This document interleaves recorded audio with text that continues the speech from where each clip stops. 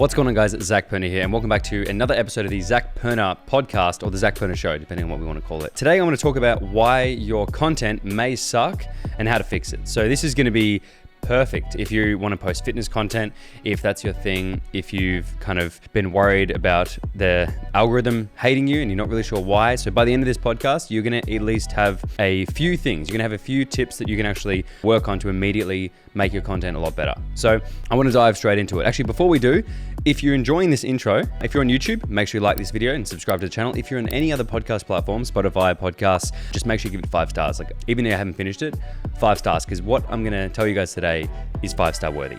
The first mistake is you have to stop being boring as a creator. Everyone is inherently boring when they post videos, but the good news and the flip side of that is everybody's actually interesting, and every single person and unique personality is interesting. So what you guys can do with this is realize that you don't have to just be just a source of information for people. Like, your Instagram shouldn't be Wikipedia for fitness. It should be a place where you can put your unique spin on value and connect with people. And the way you explain something is going to be different to the way someone else will explain something. That's your benefit. It's your unique selling point, is that you are just different to everyone else. So we have to use that to our advantage. So don't try and feel like you're copying someone else, or don't try and copy and emulate another creator unless you can put your own spin on it, because otherwise you're going to kind of look a little bit boring and it's just not going to be anything special. As opposed to if you go, I'm going to put my personality, my stories, my spin on things, my opinion on the way this is done, you're going to look really different and you're going to stand out, and people are going to connect with it and they're going to love you for it. Now, a little follow up on that is that when people make content, I think we try to be ourselves, right? And we think, okay, I want to be myself, be authentic, be genuine. And sometimes what happens is it dulls it, like it tones it down. And the story I always tell of this is when I started making YouTube videos, I thought I was getting more confident on camera because I thought I was just being myself.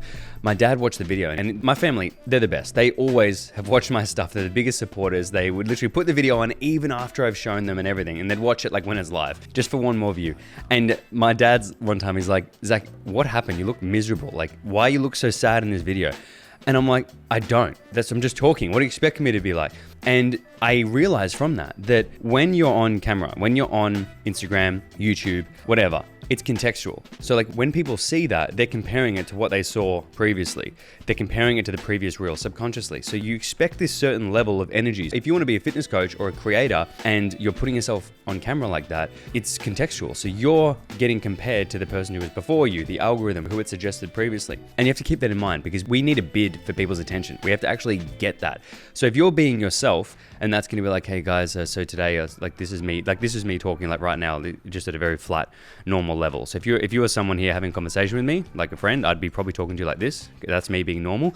It's just a tiny bit toned down than what I would be on a camera, because you guys are listening to this, you're watching this, you're potentially expecting a level of personality. Now, podcast is different because like you're in it for the long form. So you can be a little bit more like toned down and chill, but on short form, you have to be a little bit perked up. So take your base level of personality, just turn it up a notch. Just turn up the volume on your charisma and your energy. And I guess the version of you, bring that up more. So if you're a little bit like witty, turn it up. If you're a bit sassy, turn it right up.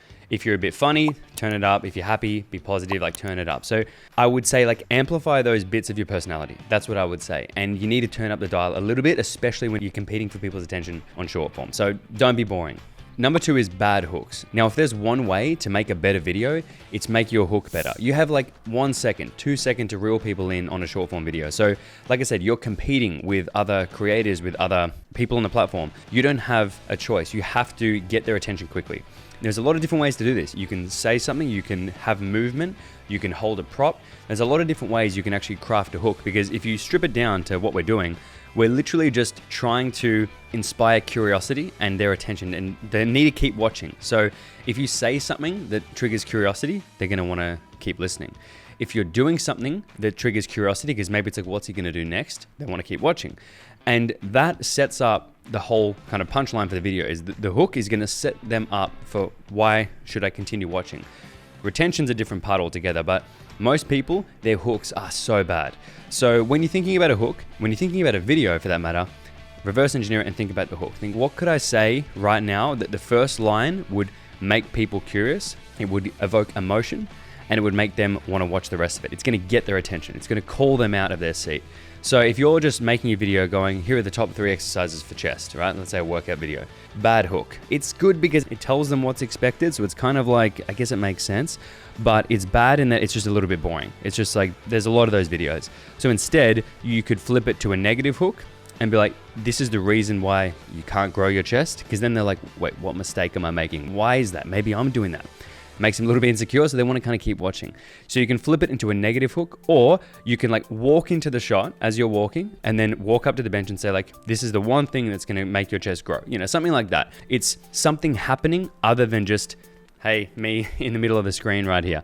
The way I like to do it is like, think about movement. If you can do any kind of movement in the hook, maybe you're walking into the shot, maybe you're pulling something, you're grabbing something out. Think about a way to make it negative if possible. So take the benefit and then just make it a negative. So stop doing this, avoid that. Here's why, pain point. You could try that, or have a prop. I love using props for hooks because it's so easy. People, they can just stick to it, and it's kind of satisfying to hold something and be like, I'm holding this phone right now. Like, it just draws your attention because you're taking them on a journey a little bit, because they're going to think, what's he doing with it? So there's just more elements, right? So if you can fix your hooks, your videos are already halfway there.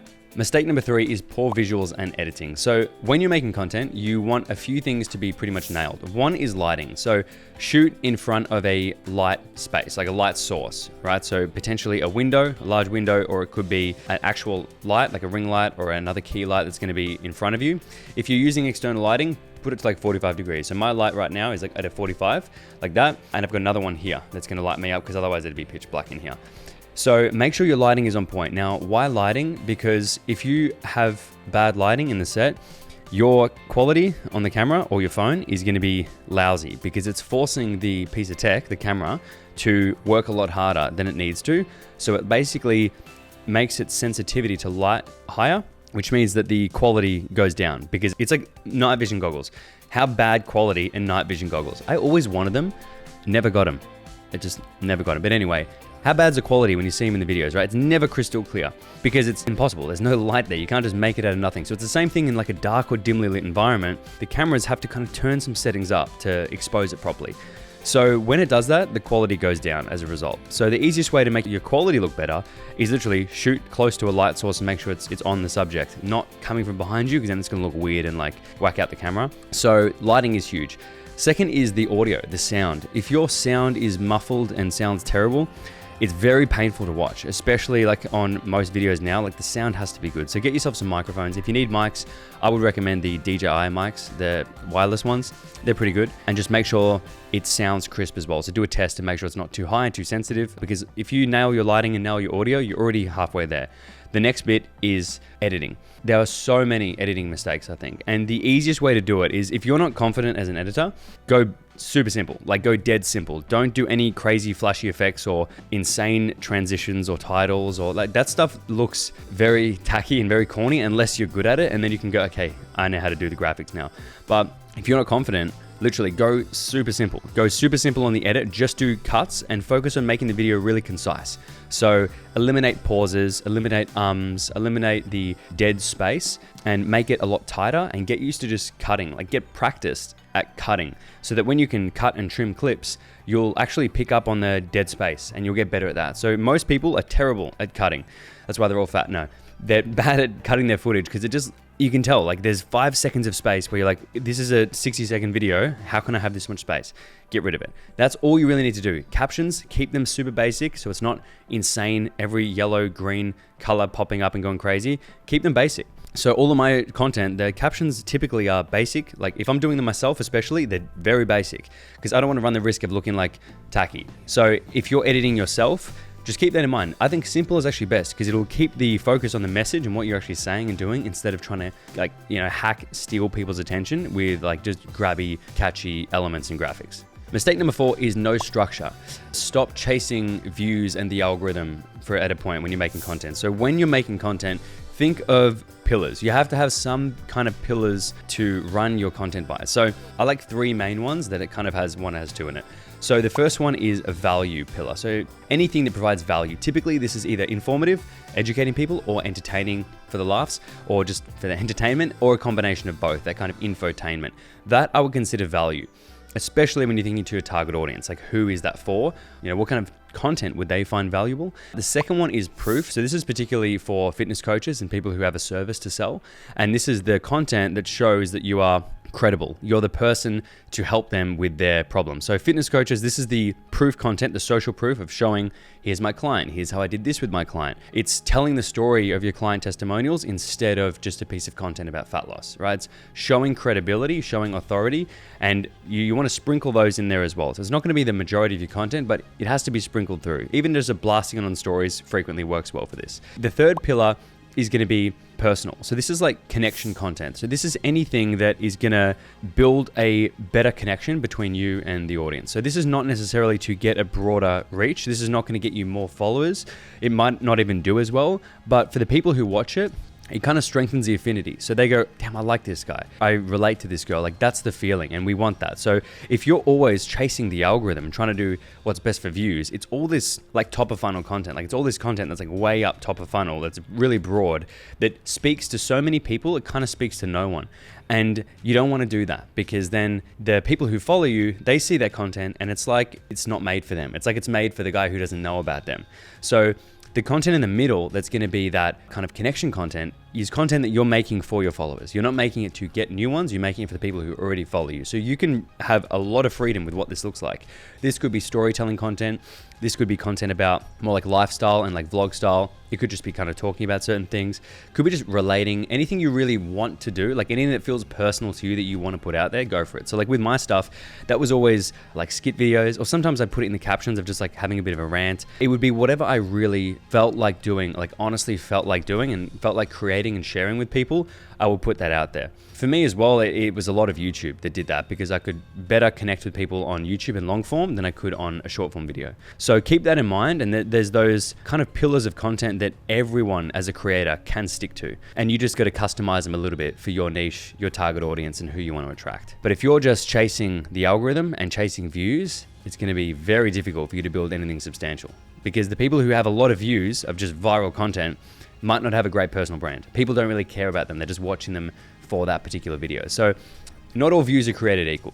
And if you have a creator who's doing really, really well, heaps of followers, like hundreds of thousands, but their videos don't have substance, I guarantee they're not making money. It's just kind of vanity metrics. So one view is not the same as one view. They're not equal. It depends on how much affinity is in that view. So how much that viewer actually legitimately cares, and then how much they'd be willing to part with their money as well. And the last mistake is that you are not posting enough. This is just, for most people, they are not posting enough. In terms of quantity of posts, of how many should I do, right? There's a couple of ways of looking at this. So one is as many as it takes to get good at the damn thing, and until you have to stop asking. And that's the truth of it. I remember there was an old Greg Plitt quote. If you guys don't know who Greg Plitt is, he's just Googling him. He's absolutely shredded. One of my earliest fitness inspirations. And one of the quotes was like, how long do I have to train for, kind of thing. And he was like, something like, as long as it takes to get rid of that fat you've got, basically. Like, that was like paraphrasing. And I always thought, it kind of doesn't make sense. But then I'm like, yeah, I see. Like, if you're asking the question of how many do I have to do, like how many reps do I have to do? It's like as many as it takes to transform your body. It kind of makes sense, right? It's like if you have to ask, you haven't done enough yet. And it's the same with content. Like, how many pieces of content do I have to post? You have to post as many pieces of content as it takes to stop asking the question, because then you'll get it. At some point, you're going to get it. Now, why is that? Is because one, practice builds skill. So if you want to get good at this stuff and you want to practice, you have to build that skill, and it'll work together. So do more so you can practice more, so you can learn faster, so you can get better quicker, okay? The next one is that if you're posting on social media once a week, right, there's one chance out of 7 days to get your post seen in front of new eyes, to inspire your followers to do something, take an action, message you, respond to a call to action, whatever it is. Now you're posting twice a week. Now you've doubled your chances. You've doubled your reach at people. Now you post 4 times a week. Now you've doubled it again. Now, of course, the more you post, there's going to be some kind of fall off of the amount of views per post. It just kind of feels like is what's happening now. But you'll get a total overall gross amount larger, but each individual video might be a bit smaller. So if you're getting 1,000 views a video, and then when you post, say, up the frequency, it goes to 500 views a video, but you're able to 10x your posting, well, it's a lot better. It's still way better than if you just posted 1 a week, right? So The more you post, the better it is. But you don't want to just post more garbage, because if you post more garbage, there's no intent to get better. There's no real practice. It's just like you're just putting more shit out there to play the numbers game. So we don't want that. So what I tell people, as many as you possibly can, where you feel like the content's getting a little bit better. If you're feeling like the content's gradually getting better and you're able to post more, do it. Post more. It's going to be your absolute best friend to continue posting and do more, but not at the expense of quality. So keep the quality as high as you can, so it's still getting better, so the practice is still good practice.